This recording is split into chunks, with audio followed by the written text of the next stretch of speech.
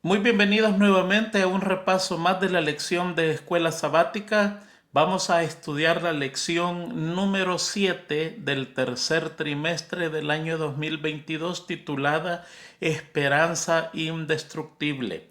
El texto para esta semana lo encontramos en Colosenses capítulo 1, versículo 29, donde leemos de la siguiente manera.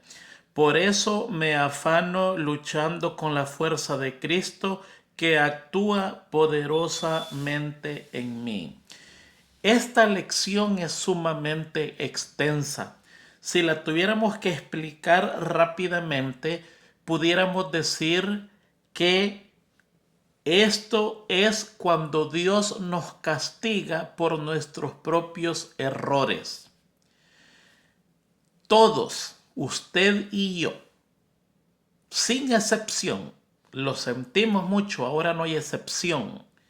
Tarde o temprano vamos a recibir castigo de Dios por pecados que cometemos.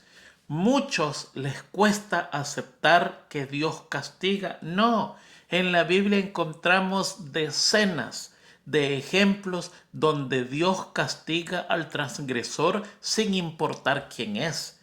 La misma Biblia dice que Dios al que ama reprende. Como el padre reprende a su hijo. Y eso la Biblia lo dice. ¿Qué pasa entonces cuando Dios nos castiga por nuestras propias culpas, por nuestros propios errores? Hay una herramienta que es muy importante y se llama esperanza. Solemos decir popularmente, la esperanza es lo último en morir. Y en verdad eso es. La esperanza del moribundo es el mañana. Siempre está diciendo, ojalá mañana me sienta mejor. Y no importa qué vida más paupérrima estemos viviendo, nadie se quiere morir. Todos tenemos esperanza de algo mejor. No importa la pobreza en la que estemos atravesando, todos tenemos esperanzas y sueños de una vida mejor. La esperanza la dejó Dios. No es un invento del humano, no, es algo que Dios puso en nuestro corazón para que cuando estemos atravesando las dificultades de la vida, nos aferremos a algo que se llama esperanza. Y por eso es que el tema es esperanza indestructible. Esta lección se basa especialmente en el castigo que sufrió el pueblo de Israel por sus pecados. Ellos fueron anunciados por muchos años de su castigo y no quisieron escuchar hasta que llegó el castigo. Así que vamos a estudiar esta lección. Yo le voy a dar mi punto de vista porque es imposible estudiar toda esta lección. Es extensamente grande para poderla abarcar, pero vamos a hacer las partes más importantes de la lección. Es más, por favor revise la lección en PDF, que allí voy a dejar mucha información escrita que a usted le va a enriquecer su conocimiento para que pueda dar esta lección de una manera más nutrida. Así que vamos a comenzar con esta lección hablando el día domingo, la visión que recibe el profeta Habacuc. Él recibe una visión y en la visión él le pregunta al Señor, ¿hasta cuándo yo clamaré a ti y tú no oirás? Daré voces a ti a causa de la violencia y no salvarás. ¿Por qué me haces ver iniquidad y haces que vea molestia? Destrucción y violencia están delante de mí, y pleito y contienda se levantan. Por favor, Señor, actúa, porque este pueblo está tremendamente violento. Miren, hermano, pasa una cosa muy interesante. Dios es tardo para la ira y grande es su misericordia. y pasa mucho tiempo que pareciera que el mal le gana el bien y pareciera ser que a Dios no le interesa lo que está pasando. ¿Sabe lo que pasa? Hay una copa de iniquidad que el hombre llena, que cuando esa copa de iniquidad rebalsa, Dios actúa. Y cuando Dios actúa, no para hasta terminar su obra. Y ahí es donde es la parte dolorosa que nosotros no podemos entender. Y la Biblia registra casos y casos. Hay casos en la Biblia que el profeta le dice al que va a ser castigado, mira, tu pecado no se expía con ofrenda, ya, tienes que ser castigado por Dios. Y hay muchos pecados que nosotros cometemos que no se va a expiar con un ayuno, no se va a expiar con una buena ofrenda de perdón, no se va a expiar con una noche de vigilia y oración, no, rebalsó la iniquidad y la ira de Dios se va a derramar y nos va a castigar hasta que termine su obra. ¿Se acuerda usted cuando Dios le prometió la Canaán terrenal a Abraham? Le dijo, esta tierra va a ser tuya. Los últimos versículos del libro de Génesis. Esta tierra va a ser de tu descendencia. Pero tienes que saber, le dice, que van a pasar 400 años porque la iniquidad del amorreo no ha llegado a su tope. O sea, todavía hay misericordia para ellos, pero de aquí a 400 años, al paso que ellos van, la iniquidad se ha derramado. Y cuando se derrame, yo los castigaré y ustedes tomarán esta tierra por posesión. ¿Se da cuenta? Ese es un ejemplo grande de cómo es la misericordia de Dios. Es larga. Es mucha bondad. Pero cuando la persona cruza la línea de la iniquidad, cuando la copa de la iniquidad rebalsa, Dios actúa y cuando Él actúa no para hasta terminar su obra. Eso nos pasa a nosotros también. A veces estamos haciendo cosas malas, estamos haciendo en el pecado y pareciera que entre más pecado hacemos, más bien nos va en la vida. Y pareciera ser que a Dios no le importa mi mal comportamiento. Pareciera ser que al malo le va mejor que al bueno. El bueno está sufriendo y yo que soy malo me está yendo bien en la vida. No, no, no. Tenga mucho cuidado. Lo que pasa es que están esperando que la copa de iniquidad suya o mía rebalse. Y una vez esa copa ha rebalsado, castigo eminente, inminente de Dios viene sobre el transgresor y no para. No va a parar hasta que termine su obra de purificación y si el transgresor es rebelde, va a ser una obra de destrucción. Tenemos que tener cuidado en no confundir la gracia de Dios con alcahuetería. No. Una cosa es la gracia de Dios, es para que la aprovechemos. Es para que no juguemos con ella. Es para que nosotros mismos nos arrepintamos y digamos, ¿sabes qué, Señor? He hecho tantos males y tú todavía me tienes misericordia. Me voy a tomar de esa misericordia porque hasta aquí quiero parar con esto. Tú eres tan bueno conmigo que yo no puedo seguir en esta vida de desastre que llevo. ¿Se acuerda Nínive?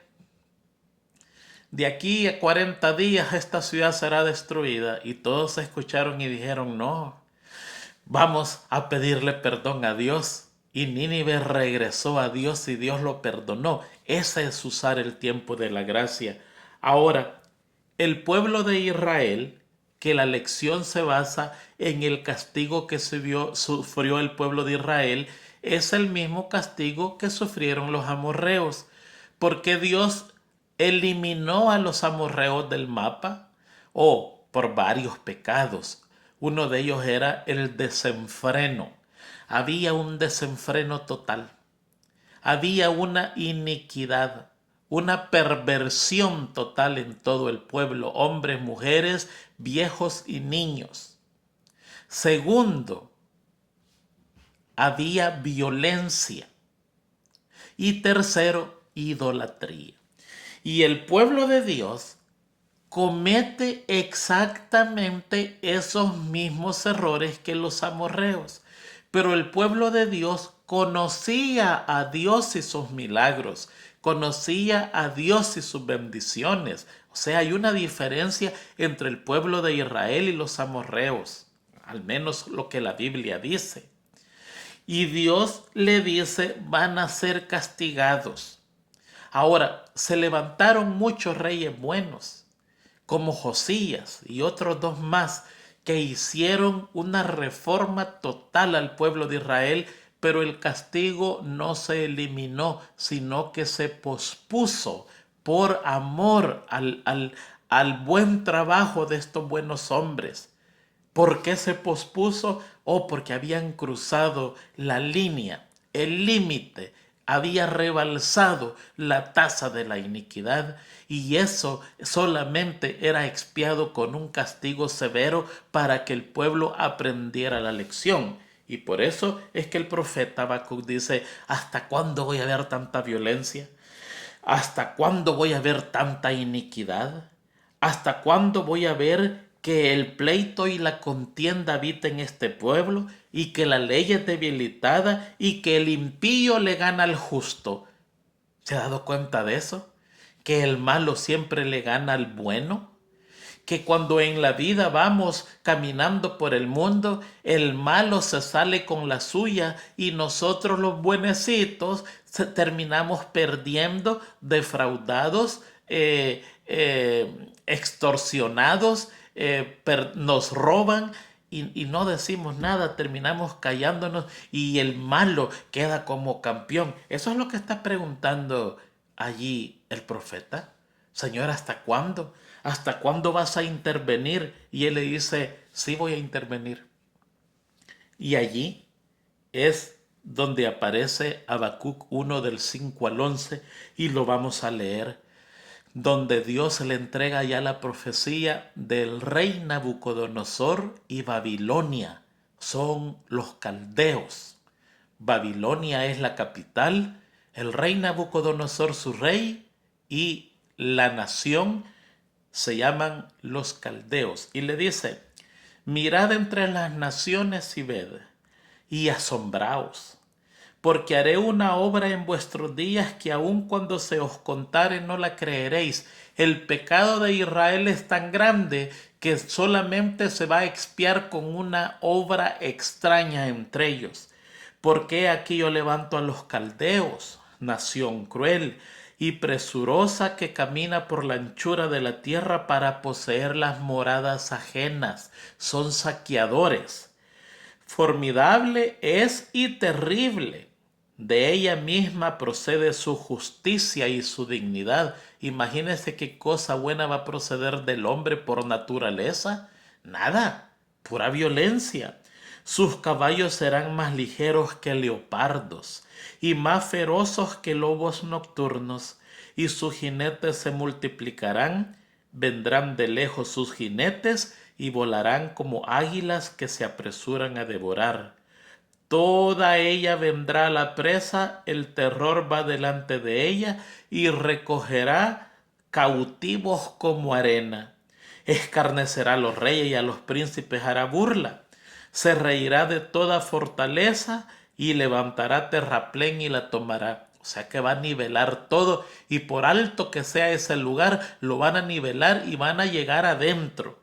Luego pasará como el huracán y ofenderá atribuyendo su fuerza a su Dios.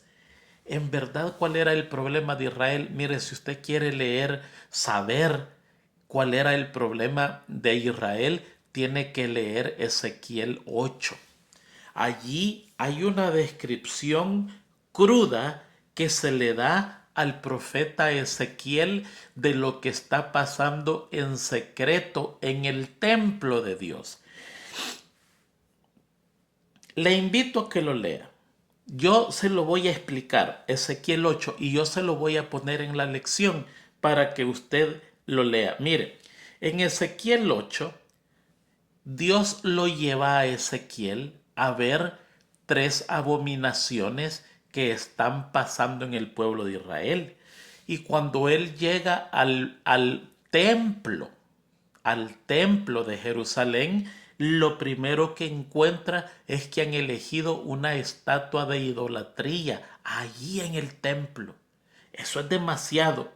Después encuentran que tienen cámaras ocultas dentro del templo donde tienen todo tipo de imágenes de los egipcios, y allí hay gente que ocultamente está adorando a los dioses egipcios dentro del templo de Dios. Eso es demasiada idolatría. Después se encuentra a unas mujeres, lea todo ese capítulo, que están llorando a Tamuz. Están llorando al dios Tamuz allí dentro del templo. Ya le voy a explicar qué es eso. Y después se encuentra a 25 hombres que están en el atrio del templo adorando al dios Sol. O sea, que dentro del templo hay una idolatría desenfrenada, idolatría oculta, idolatría a la mitad, pudiéramos decir, idolatría abierta, oculta, semioculta y abierta, porque en el atrio hay 25 ancianos que están adorando al dios Sol. ¿Qué es lo que está pasando allí? Mire, en este tiempo de Ezequiel hubieron tres profetas al mismo tiempo. Jeremías, que era el mayor de ellos, Ezequiel y Daniel. Ellos trabajaban en tres oficinas diferentes. Y Daniel trabajaba en Babilonia con los reyes. Él servía directamente a los reyes. Ezequiel trabajaba en Babilonia con el pueblo de Dios. Y Jeremías trabajaba en Jerusalén con los que se habían quedado allí, que no habían ido cautivos, trabajaba guiándolos al pueblo para llevarlos a Dios. O sea que entre los tres cumplían la labor de enseñar al pueblo aún en cautividad. Y aquí el profeta es tomado al, al templo y Dios le enseña las cosas que estaban pasando. Y primero encuentra a 70 personas que están haciendo idolatría a los dioses de Egipto. Ahí dice que tienen pintado todo tipo de reptiles. Después se encuentran a las mujeres que están endechando a Tamuz. ¿Quién es Tamuz? La Biblia le pone Tamuz, pero el verdadero nombre de este dios es Adonis. Es el dios Sol. Y en esta experiencia total, es aquí representa la muerte del Sol en cuando entra el invierno en el hemisferio norte. Su esposa, la esposa de Adonis, que es Venus, lo llora porque ha muerto Tamuz. Y Tamuz, de acuerdo a la mitología, lo mató un jabalí, que es el invierno. ¿Qué es lo que pasa? El sol se vuelve débil en el norte, no da su calor, queda como muerto. Los que vivimos en el Polo Norte podemos experimentar lo que sale el sol y no calienta en lo absoluto, hay un frío total. Pero a la primavera este sol vuelve a nacer y en eso se concentraba la fiesta. Hay una alegría porque vuelve a nacer y poco a poco viene venciendo el invierno y Estas mujeres que estaban llorando por la muerte de Tamuz se dan cuenta de que el sol está naciendo y ahora se convierte en una orgía total donde todos participan. Y por eso es que dice allí, vuelve, le dice, versículo 13, dice, y verás abominaciones mayor que esta. Y me llevó a la entrada de la puerta de la casa de Jehová, a la entrada de la puerta. Fíjese, a la entrada de la puerta que está al norte, y aquí mujeres que estaban allí sentadas endechando a Tamuz. Hay idolatría en el templo. Y está el último grupo. Léalo todo eso. Yo se lo he explicado bien bonito. Allí se lo voy a poner por escrito para que ustedes se den gusto leyendo todo esto y así tenga una idea cuál era el pecado de Israel. Y el tercer grupo están posiblemente en el segundo lugar más sagrado del templo, que es el atrio. Allí en este atrio es donde se ofrecían los sacrificios a Dios. Y allí se encuentran estos, se lo voy a leer, versículo 16, y me llevó al atrio de adentro de la casa de Jehová en el templo. Y aquí, junto a la entrada del templo de Jehová, entre la entrada y el altar, como 25 varones, sus espaldas vueltas al templo de Jehová y sus rostros hacia el oriente, y adoraban al sol, postrándose hacia el oriente. Idolatría terrible en Israel, en el mismo templo. Miren, hermanos, déjenme parar allí y déjenme ir a nosotros un poquitito, porque el tiempo nos va a comer en esta situación a lo más veloz. Que usted y yo seamos idólatras es terrible ante los ojos de Dios, pero que usted y yo seamos sacrílegos y profanos, nos hemos ganado un gran castigo de Dios. Usted puede tener sus ídolos y dejarlos en su casa, pero que usted tome sus ídolos y los lleve a la iglesia, eso se ha ganado un castigo de Dios, no importa quién es usted. ¿Qué es un ídolo? Es aquello que es más importante que Dios. Dios dice esto y usted dice lo otro. Por cualquier razón no lo puede dejar. Déjenme poner el más común, las joyas entre nuestras hermanas y entre nuestros hermanos también. Muchas veces tildamos solo a nuestras hermanas, pero hay hermanos también que usan joyas. Ahí tienen sus ídolos guardados o los adoran durante la semana. Pero hay unos de ellos que se atreven a llevar sus ídolos al templo y se atreven a oficiar en el templo con sus ídolos. A ver si se los permiten. Si se los permiten, el diablo gana una gran victoria porque asientan un precedente. O si el hermanito fulano o la hermanita fulana la dejan subir con sus aretes, porque a mí no, porque solo a unos y a otros no. Que usted tenga sus ídolos está malísimo. Pero que usted lleve los ídolos a la iglesia se merece un castigo. Le voy a contar una historia. Ya no me acuerdo porque fue hace años, yo estaba bien joven, aquí en una iglesia de Estados Unidos. Estábamos en esa iglesia y a la hora precisa del culto divino estaba jugando Argentina contra alguien más de Europa y el partido era de esos semi últimos. Yo no soy fanático del fútbol, para nada, nunca ni lo he podido jugar. Pero esos partidos de la final del mundial, cuando juega uno de nuestros equipos de América con uno europeo, no me los pierdo. Son interesantes, sufre uno, hincha ahí con el equipo.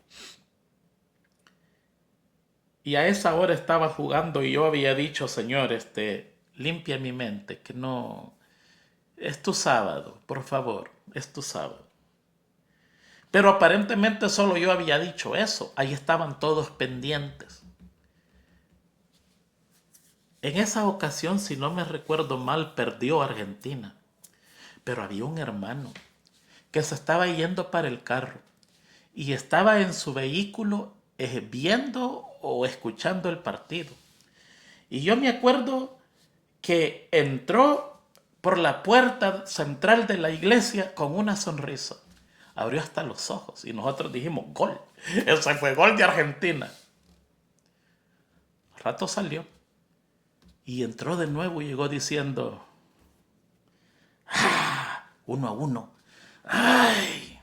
Al rato salió y veníamos calculando el tiempo y el partido iba a terminar cuando terminaba la predicación.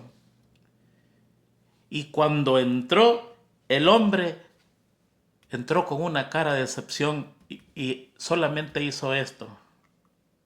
Y se sentó. Y todos dijimos, perdimos 2-1. Suena divertido, ¿verdad? Pues no es tan divertido, porque ahí hay un ídolo en el templo de Dios. Ahí hay gente profana, que sería mejor que se fuera de la iglesia a tomar a su ídolo, se postrara delante de él y lo adorara con todas sus fuerzas. Solo sería un pecado, en vez de 2 o en vez de 3. ¿Por qué? Porque el ídolo se ha llevado a la iglesia. Segundo, como los 70 hombres están escondidos en un cuarto adorándolo, estamos escondidos, pretendiendo que estamos escuchando el sermón cuando estamos pendientes del partido. Y tercero, sacrílegos, llevando el ídolo a la iglesia. Eso es castigo eminente. Cuando usted y yo somos rebeldes, viene castigo eminente. Pero la lección quiere decirle que cuando usted esté siendo castigado fuertemente, hay esperanza. O sea que aguántese como hombre. Y en medio del castigo, dígale al Señor, Señor, tú eres grande en misericordia. Voy a pasar esto porque yo mismo me lo he ganado. Pero tengo esperanza en que tú me vas a vindicar. Voy a pasar esto con esperanzas en ti, reconociendo mi error. He sido idólatra, he sido profano, he sido sacrílego, he sido violento, he tratado mal a mi jefe, a mis trabajadores, a mis hermanos, a mi padre, a mi madre, a mis hijos, a mi esposa, a mi esposo. He tratado mal al pastor de la iglesia, al anciano. Soy violento, me lo merezco. Cuando Dios castiga a su hijo con justa razón, no importa el castigo que estemos pasando, hay esperanza para usted, para mí. Vamos a pasar al día lunes que habla de Job. ¿Quién es nuestro Padre? Y allí, en lo peor de Job, aparece Dios y comienza a hacerle preguntas a Job. ¿Saben qué? El Job 38 y 39 están todas las preguntas que Dios le hizo a Job. Es larga la explicación, muchísima la explicación, está por escrito. Ahí está por escrito. Después del día lunes, vaya que allí mismo está en Letras Café para que usted tenga una idea de lo que está pasando allí. Le invito a que lo estudie. Vamos a seguir con el apasionante estudio del pueblo de Israel que nos interesa. En el libro de Job, en el día lunes, allí lo que está mencionando Dios es su grandeza. Porque a veces cuando nosotros estamos pasando los más grandes castigos, Dios se va a aparecer en grandezas. Nos va a mostrar su gloria, nos va a mostrar su grandeza, nos va a mostrar su poder, nos va a mostrar su omnipresencia, su omnisciencia, nos va a mostrar lo que Él es. ¿Por qué? En Job le dice, ¿a dónde estabas tú? Cuando yo le decía a la mar, de aquí no pasarás. Y no importa la playa puede ser un frente rocoso altísimo como las que encontramos en Inglaterra. Ahí choca el mar y la tierra está altísimo. O como puede ser una pequeña franjita de arena que al otro lado pasa un río o una bahía. Y Dios le dijo al mar, de allí no pasarás, de hasta allí llegarás. Ese es tu límite, yo te lo impongo. Y le dice Dios a Job, dime, contéstame, ¿cómo es que yo puedo hacer esas cosas? Dios nos muestra su grandeza. Y ahí está escrito, por favor, no se lo pierda, léalo. La grandeza de Dios en lo que más he podido yo contestar allí, de acuerdo a la ciencia moderna, lo poco que puede contestar a las preguntas de Dios. ¿Por qué Dios en el sufrimiento se nos muestra con grandeza? Esa es la pregunta del día lunes que yo me hago. Oh, porque nos quiere enseñar la tristeza y la debilidad que somos nosotros cuando desobedecemos su palabra. Cuando Él se muestra grande ante mí, me está enseñando que yo soy una miseria. Y cuando yo reconozco que soy una miseria, no me toca otra que aceptar la voluntad de Dios, aceptar la grandeza de Dios y humillar mi corazón y decirle al Señor, justos y verdaderos son tus caminos, Rey de los santos. Tú eres perfecto, yo no sirvo para nada.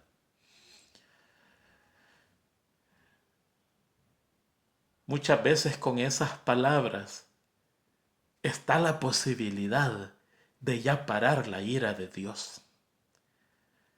Muchas veces, en el caso de Job, él le responde a Dios, de oídas te había oído, pero ahora ya no hablaré más, me callaré, porque ¿quién soy yo para contestarte? Soy una miseria.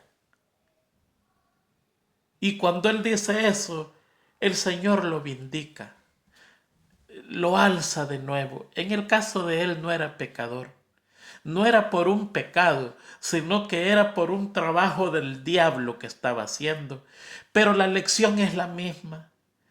Cuando estamos sufriendo nos va a aparecer Dios y su grandeza para que veamos nuestra tristeza, nuestra calamidad, nuestra desgracia y reconozcamos que Dios es santo, es justo y perfecto y yo, un pecador que no vale para nada, que necesito la gracia de Dios para sobrevivir en esta tierra y en el futuro también. Léalo, por favor. Vamos a seguir en el siguiente día, que es el día martes. Se titula La presencia de nuestro Padre y allí aparece Isaías diciéndole al pueblo de Dios unas palabras muy interesantes. Dice Isaías 41:13, porque yo, Jehová, soy tu Dios, quien te sostiene de tu mano derecha y te dice, no temas, yo te ayudo. Aquí el pueblo está en exilio. Y aquí hay un mensaje de parte de Dios para ese pueblo. Está en el exilio ya. Está siendo castigado por rebelión, por perversión, por promiscuidad, por violencia, por degradación y por idolatría. Nada menos. Y Dios le manda un mensaje. Vamos a leerlo todo. Isaías 41, del 8 al 14, porque eso es importante que nosotros lo entendamos. Pero tú, Israel, siervo mío eres. Ah, sí, y estamos en esclavitud, estamos sufriendo, estamos exiliados. Y él le dice, pero tú, Israel, siervo mío eres, eres mío. Tú, Jacob, a quien yo escogí, descendencia de Abraham, mi amigo, porque te tomé de los confines de la tierra y de la tierra lejanas te llamé y te dije, mi siervo eres tú, te escogí y no te deseché en medio del castigo. Hay esperanza. No temas porque yo estoy contigo.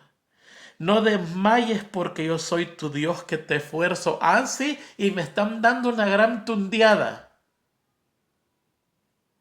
Y él dice, no temas, yo estoy contigo. No desmayes porque yo te doy fuerza. Siempre te ayudaré. ¿Ah, de verdad ese tipo de ayuda? Sí. Siempre te sustentaré con la diestra de mi justicia. He aquí que todos los que se enojan contra ti serán avergonzados y confundidos. Serán como nada y perecerán los que contienden contra ti. Buscarás a los que no tienen contienda contigo y no los hallarás. Serán como nada y como cosa que no es aquellos que te hacen la guerra. Yo me voy a vengar de todo lo que te están haciendo. Porque yo, Jehová, soy tu Dios, quien te sostiene de tu mano derecha y te dice, no temas, yo te ayudo. No temas, gusano de Jacob, oh vosotros los pocos de Israel, yo soy tu socorro, dice Jehová, el Santo de Israel, es tu Redentor.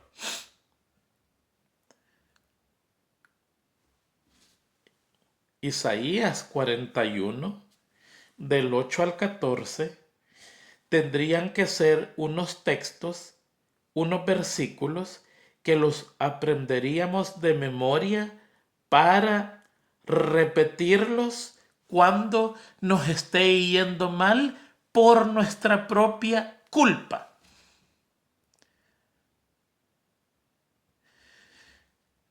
Si a usted en este momento que me ve le está yendo mal por sus propios pecados, vaya y estudie Isaías capítulo 41 y se va a dar cuenta que aún en medio del castigo que Dios nos da por nuestra propia culpa, Él dice que confiemos en Él, que Él es nuestro socorro, que Él es nuestra ayuda, que Él nos sostiene, que Él está con nosotros, que somos su siervo, nos está enseñando la lección para que nos docilitemos, pero en medio de la lección, en medio del crisol, Él está con nosotros, aunque sea nuestra propia culpa.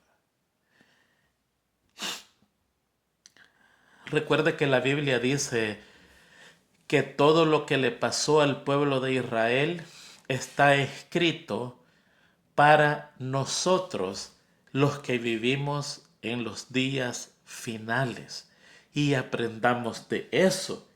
Y si aquí en Isaías 41 yo descubro que aún Israel en lo más duro de su pecado, en lo más duro de su castigo, en lo más duro de su consecuencia, Dios le manda un mensaje de esperanza, entonces ese mensaje de esperanza lo puedo aplicar para mí, porque lo que le aconteció al pueblo de Israel fue escrito para nosotros los que vivimos en el tiempo del fin. ¿Se da cuenta, hermanos? La esperanza no es invento del hombre. La esperanza no es imaginación del hombre. La esperanza es una bella herramienta. Es un hermoso don que Dios dejó para que cuando estemos pasando malos tiempos, malos momentos, malas circunstancias, nos tomemos de ese don de Dios y logremos ver luz en medio de la oscuridad. Logremos contemplar el rostro de Dios en medio de las aflicciones. Logremos conseguir paz en medio de las tribulaciones.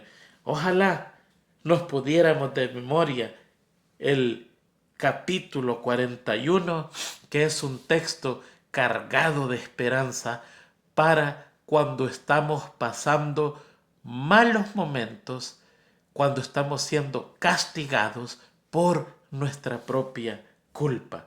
Con esto vamos a pasar al del día miércoles, los planes de nuestro Padre para nosotros. Y allí entra otro profeta que es el profeta Jeremías. Y allí está mencionando un salmo muy interesante que es el Salmo 137. Y vamos a ver qué es lo que está pasando acá. Mire, Jeremías le manda una carta a los que están en Jerusalén. Ahí hay un grupo de sacerdotes o de profetas que le está diciendo al pueblo, no, ya vamos a ser liberados, tengamos fuerzas, vamos a ser liberados prontos. Y allí Jeremías les dice, no van a ser liberados pronto. Son 70 años que el Señor ha determinado para ustedes de cautiverio. 70 años. No estén con la esperanza de que ustedes van a ser liberados prontos. No, no hagan eso. Son 70 años. ¿Por qué 70 años? Mire, eran casi 500 años que el pueblo de Israel se había desviado de Dios ya en la tierra cananea. Casi 500 años de prevaricación, casi 500 años de misericordia, casi los 500 años que la copa de iniquidad rebalsara en la medida de Dios. Y Dios les dijo en Éxodo 23:10, les dijo lo siguiente, les dijo, 6 años sembrarás tu tierra y recogerás su cosecha, mas el 7º año la dejarás libre para que coman los pobres de tu pueblo, y los que quedare comerán las bestias del campo. Así harás con tu viña y con tu olivar.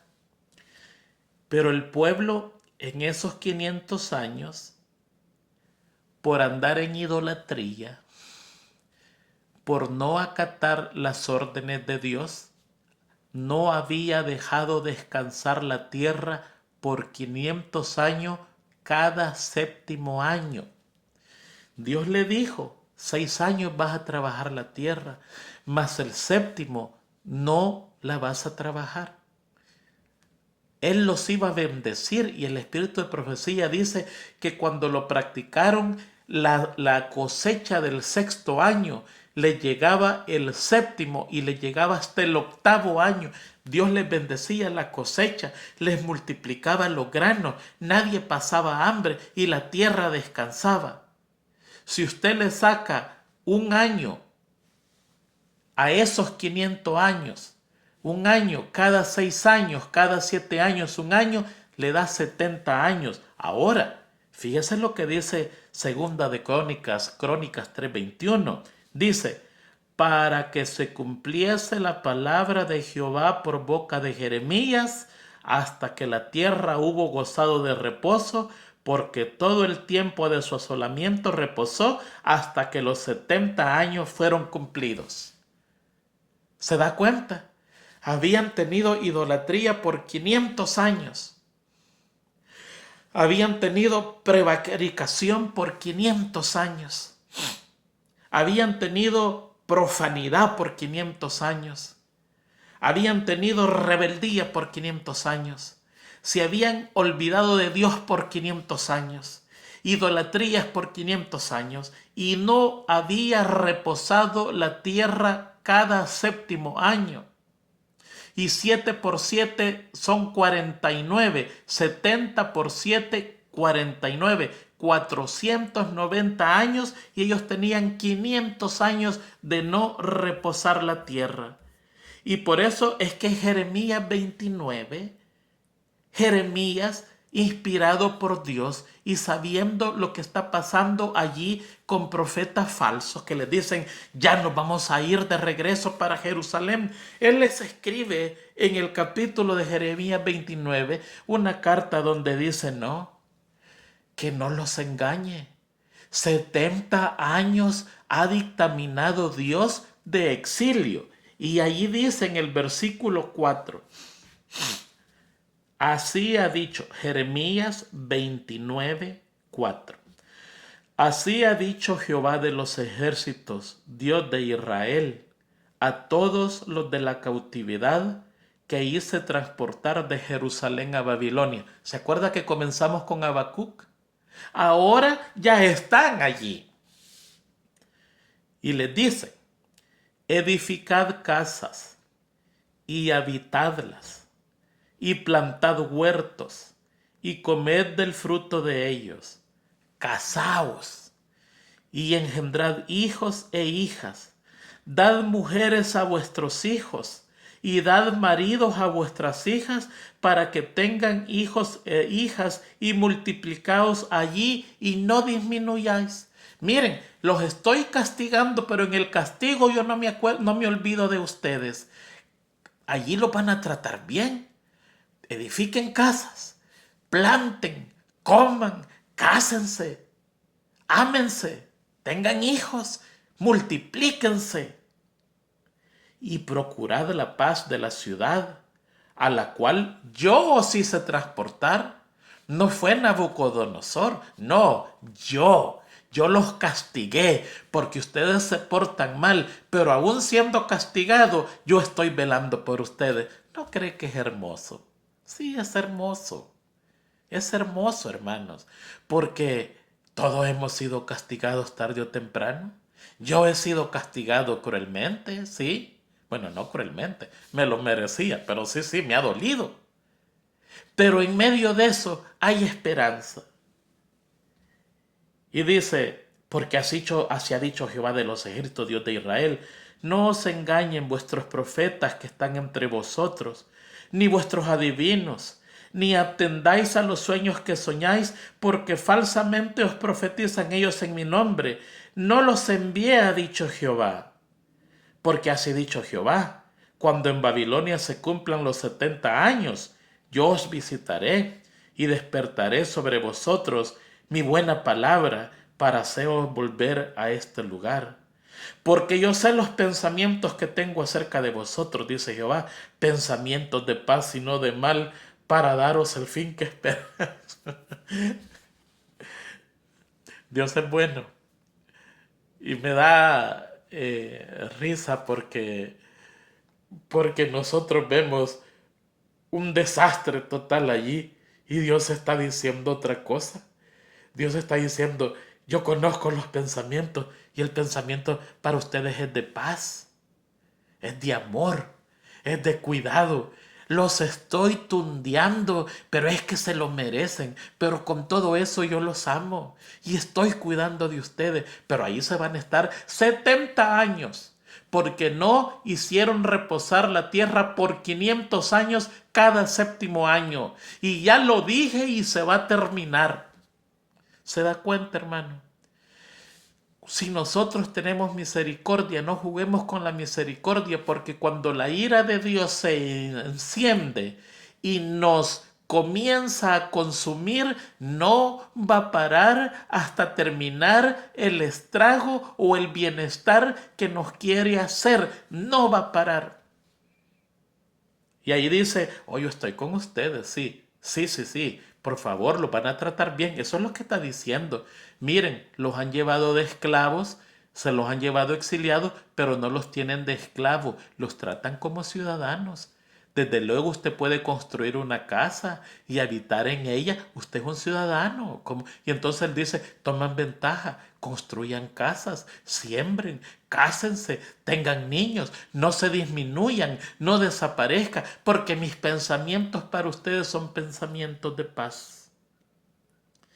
para daros el fin que esperáis. Ustedes se quieren portar bien, ¿verdad? Pues ese fin se lo voy a dar yo, porque ustedes siempre se han querido portar bien, pero no han podido. Ahora voy a meter mi mano y les voy a enseñar cómo se portan bien. Y nunca más se escuchó idolatría en el pueblo de Israel. 70 años de castigo quedaron curados. Entonces me invocaréis y vendréis y oraréis a mí y yo os oiré. Y me buscaréis y me hallaréis porque me buscaréis de todo vuestro corazón. Esas palabras las conocemos. Y seré hallado por vosotros, dice Jehová, y haré volver vuestra cautividad y os reuniré de todas las naciones, de todos los lugares a donde os arrojé, dice Jehová, y os haré volver al lugar de donde os hice llevar. Ese es un mensaje escatológico. Algún día nos va a redimir a Dios de todo lugar donde estemos tirados. Nacemos en un lugar y nos vamos para otro lugar. Nos casamos y nos vamos para otro lugar y andamos como nómadas en la tierra, pero algún día clamaremos a Dios y Él nos va a libertar de una vez por siempre, nos llevará a la Sión celestial y de esa ciudad no saldremos más. Ese es un mensaje hermoso que era para ellos, pero también es para nosotros. Edificad casas. No, no, no. No se estén confundiendo. Procuren la paz con todos. Procuren la paz de la ciudad porque de esa paz depende de ustedes. Oh, qué terrible es orar por el enemigo. Que le vaya bien. Pero eso es lo que el Señor le está diciendo. Oren para que esa paz tenga, para que esa ciudad tenga paz. Cuando la gente nos hace mal, casi siempre no le deseamos bien. Y si se lo deseamos es como a regañadientes y en el fondo del corazón decimos, ojalá le vaya mal, pero yo estoy pidiendo que le vaya bien. No, ahí dice, procura la paz de la ciudad, procura la paz de los dirigentes. Dice, y rogad por ella, Jehová, porque en su paz tendréis vosotros paz. Hoy el pueblo de Israel al principio estaba renuente y por eso es que en la lección, en el segundo párrafo, dice, ¿dónde buscas tu esperanza y coraje normalmente? ¿Dónde usted busca su esperanza? ¿Dónde busca ese coraje, esa fuerza cuando está pasando por tribulación? Y allí aparece, fíjense, un texto que se lo voy a leer, ahí está en la lección. Dice, en el libro de Jeremías el profeta escribe a gente que en el exilio había perdido esperanza. Y ahí aparece el Salmo 137 y se lo voy a leer. Pero a pesar de su desconsuelo, Jeremías expone las razones por las que no deben perder la esperanza. Y mire, el Salmo 137 es uno de los salmos más tristes y más amargos que cantaban los judíos en Babilonia. ¿Y sabe cómo se llama ese salmo? Se llama En las riberas de Babilonia, así se llama ese salmo. Y en ese salmo, la gente de Babilonia venía y le decía al pueblo de Israel, cantadnos, cantadnos los hermosos cánticos de Sión. Y ellos le decían, ¿cómo le vamos a cantar los cánticos de Sión cuando vivimos en cautividad? No les vamos a cantar. Y colgaban las arpas de los árboles en los árboles. La gente implorándole escuchar la música de Dios y ellos en su amargura negando a cantar de Dios. Y por eso es que la lección menciona al Salmo 137 que se llama En las riberas de Babilonia, porque es un salmo malo que ellos tenían. Y Jeremías les dice, no, no puede ser eso. Mire lo que dice. Junto a los ríos de Babilonia nos sentábamos y llorábamos al acordarnos de Sión. Ahí estaba todo el pueblo junto al río, sentado y llorando. Sobre los sauces en medio de ellas colgamos nuestras arpas, pues allí los que nos habían llevado cautivos nos pedían canciones, y los que nos atormentaban nos pedían alegría, diciendo: cantadnos algunos de los cánticos de Sión. ¿Cómo cantaremos la canción del Señor en tierra extraña? ¡Qué mentalidad! Si me olvido de ti, oh Jerusalén, pierda mi mano derecha su fuerza. Péguese mi lengua al paladar si no me acuerdo de ti. Si no enaltezco a Jerusalén sobre mi supremo gozo. Recuerda, oh Señor, contra los hijos de Edom el día de Jerusalén, quienes dijeron: arrasadla, arrasadla hasta sus cimientos. Oh hija de Babilonia, la devastada. Bienaventurado el que te devuelva el pago con que nos pagaste. Hay cólera. Allí hay una amenaza, hay sed de venganza. Y dice el versículo 9: bienaventurado será el que tome y estrelle tus pequeños contra la peña. ¿Qué salmo más rebelde?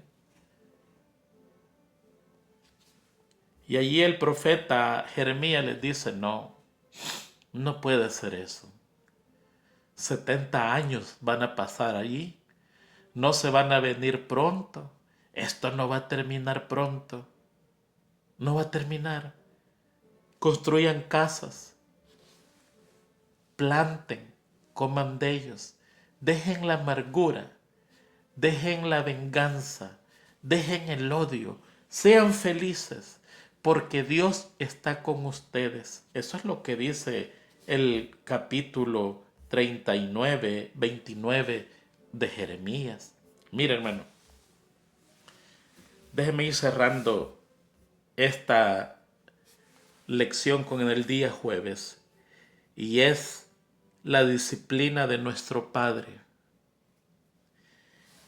Y Hebreos 12, del 5 al 13, dice: y habéis ya olvidado la exhortación de cómo a hijos se os dirige, diciendo: hijo mío, no menospreciéis la disciplina del Señor, ni desmayéis cuando eres reprendido por él, porque el Señor al que ama disciplina y azota a todo el que recibe por hijo. ¿Quién es el que dice que Dios no castiga? Ahí dice: no menosprecie la disciplina del Señor. Muchas veces nosotros nos enojamos con Dios y es nuestra propia culpa. No desmayéis cuando eres reprendido por Él, porque el Señor al que ama disciplina y azota al que recibe por hijo. Termine de leerlo usted ahí en su casa, Hebreos 12, del 5 al 13. Hay mucha gente que dice que Dios no castiga. Claro que sí. Ahí dice: nos da disciplina, nos enseña, y más si nos portamos mal. Si nos portamos mal, la disciplina de Dios vendrá y nos corregirá. Téngalo por seguro. Mire, ante la disciplina de Dios podemos hacer dos cosas: hacer lo que hacía el pueblo de Israel, de sentarse y llorar amargamente. La gente del lugar, los opresores, le decían: cántennos las hermosas alabanzas de Sión. Ellos sabían qué hermoso cantaban. Si Dios les dio el talento de la música a los judíos, hasta el día de ahora los grandes músicos son judíos. Y ellos dijeron: no, ¿cómo vamos a cantar en tierra extraña? ¿Cómo vamos a cantar en opresión, en esclavitud? Y colgábamos las arpas en los árboles y no cantábamos. Esa es una manera. La segunda manera es la disciplina de Pablo, que está en el versículo de memoria, que dice: por eso me afano, luchando con la fuerza de Cristo que actúa poderosamente en mí. El apóstol Pablo posiblemente fue el apóstol más sufrido porque él causó sufrimiento. Recuerde que él era el más grande perseguidor. La Biblia dice que asolaba ciudades enteras. Era terrible, era temido. Cuando decían Saulo de Tarso viene a huir porque ese hombre venía a aniquilar la gente que pudiera, a llevar presos, a castigar para evitar que fueran cristianos. Era terrible. Ahora se convierte y la Biblia dice que todo lo que el hombre sembrare, eso cosechará. Y si él sembró aniquilamiento, dolor, sufrimiento y persecución, bueno, la cosecha es grande. Y aunque sea ministro de Dios, porque es uno de los más grandes hombres de Dios en el Nuevo Testamento, la consecuencia ahí está.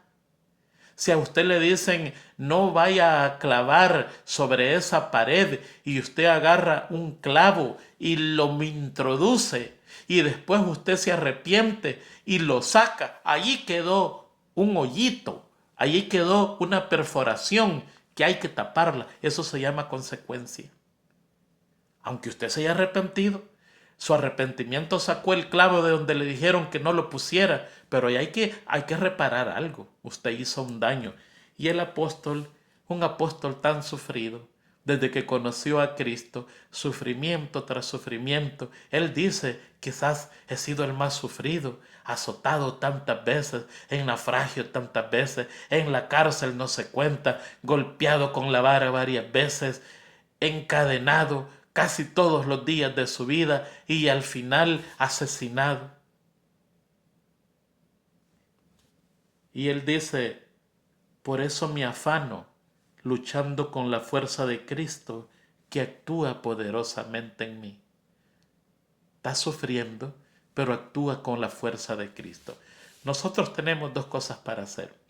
O enojarnos con Dios, irnos de la iglesia, no predicar, murmurar contra Dios, sentarnos a la orilla del río y llorar, llorar amargamente, o afanarse, luchar con la fuerza que Cristo mismo nos da, aun cuando somos siendo castigados.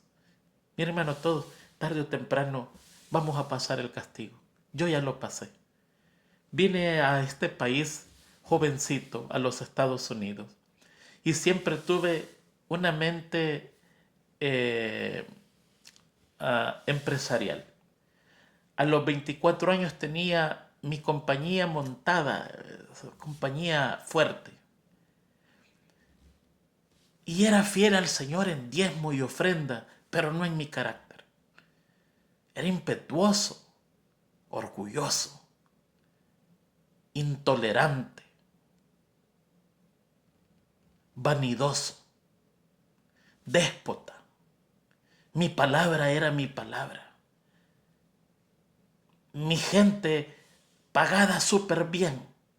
Mucho, mucho más mejor que cualquier otra compañía. Pero mi palabra era la última, intransigente. No negociaba con nadie. Ese era lo último. No importa que estuviera errado.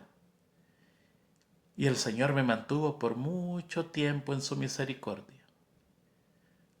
A los 42 años fui reprendido. Perdí todo, toditito. Quedar en la ruina. Y lo más triste, mi enfermedad. Me enfermé. Iba al hospital de emergencia, me hacían 105, 120 exámenes y todo salía perfecto, pero yo me moría. Y le decía, pero yo me muero. Y la última vez que fui, el doctor me dijo, mira, hay mucha gente que se siente bien y los exámenes salen mal. Y hay mucha gente que se siente mal y los exámenes salen bien. Así que tú tendrías que estar contento. Pero yo me moría. Tirado en el suelo, sin nada. Y de allí clamé al Señor. Quizás cuando tenía 46, 47 años. Y fui donde el Señor, cuando ya toqué el fondo del pozo, donde ya mi carácter ya se dobló, ya se arqueó. La dureza del carácter ya había llegado a su fin, fue doblegado. Y le dije al Señor, Señor, yo reconozco mi mal, sí. Y vengo donde ti, porque no tengo a dónde más ir. Tú eres el único.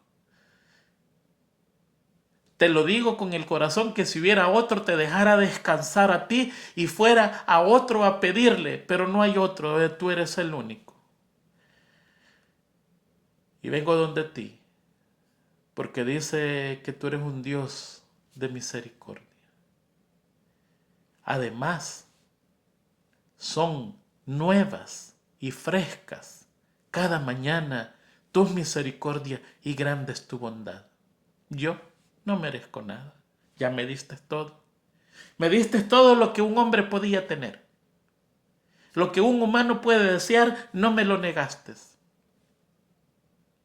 Y lo he perdido por mi propia culpa. Solo vengo donde ti a pedirte perdón.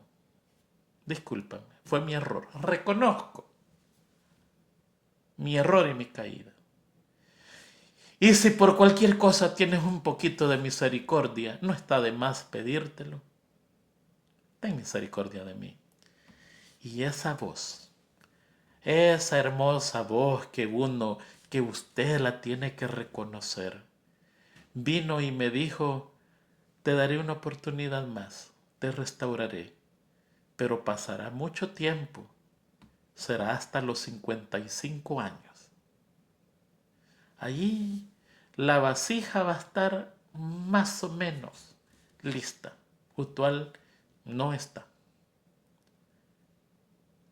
Y ha pasado ese tiempo y antes de los 55 años, por la gracia de Dios, comencé a ver su mano levantadora y me ha restaurado mejor que antes por su misericordia. Hermano querido, no lleguemos allí. Y si llegamos, ahora tenga coraje, tenga hombría, si es hermana, tenga coraje, tenga fuerza, tenga humildad de ir donde Dios. Porque en medio del castigo, lo que dice el versículo del día jueves, que lo acabamos de leer, que el Señor ama y reprende al que toma como hijo, en medio de ese castigo, todavía Dios nos acompaña. Hebreos 12 del 5 a 13 dice, hijo mío, no menosprecies la disciplina del Señor. No desmayes cuando eres reprendido por Él, porque el Señor al que ama disciplina y azota a todo el que recibe por hijo. Si nos disciplina es porque nos ama. Si yo soy disciplinado es porque Él me ama y me quiere buen hijo. Yo quiero a mis hijos hombres de valor, hombres buenos para la comunidad, para la nación, para la iglesia, para la familia, para la religión, para Dios.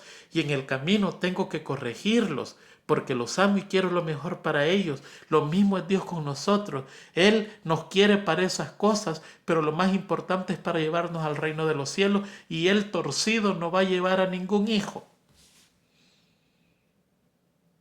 Y por eso azota al que recibe por hijo. Y en medio de ese azotamiento, la lección de esta semana nos enseña que hay esperanza. Oh, qué bendita esperanza. Cuántos himnos a la esperanza. Cuántos versículos a la esperanza. Es un don que Dios nos dio para que cuando andemos en los valles, en el valle de sombra y de muerte, ya sea por nuestra culpa o ya sea que no es por nuestra culpa, nos aferremos de ese bendito don y encontremos paz y misericordia en Dios. Que Dios le bendiga, que Dios le guarde, tenga un fin de semana y no se olvide de leer la lección en PDF, que va a haber mucha información para usted. Feliz semana a todos.